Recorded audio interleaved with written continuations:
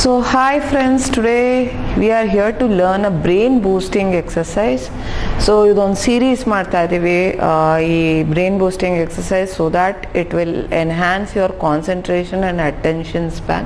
So ಇಲ್ಲಿ ಏನು ಮಾಡಬೇಕು ಅಂದರೆ ಸೊ ಇಲ್ಲಿ ಎರಡು ಕಾನ್ಸೆಂಟ್ರಿಕ್ ಸರ್ಕಲ್ಸ್ ಬರ್ಕೋಬೇಕು.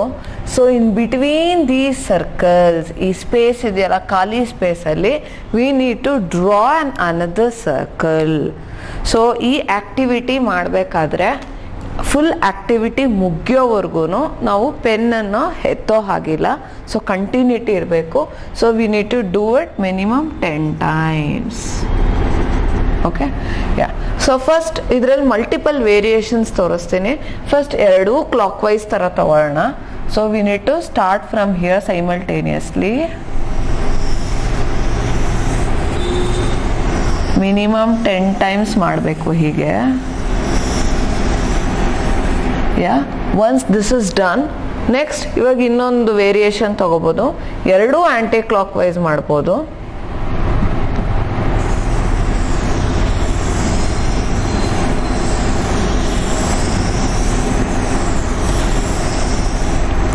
ನಂತರ ಒಂದು ಕ್ಲಾಕು ಇನ್ನೊಂದು ಆ್ಯಂಟಿ ಕ್ಲಾಕ್ ವೈಸ್ ಅದು ಮಾಡ್ಬೋದು.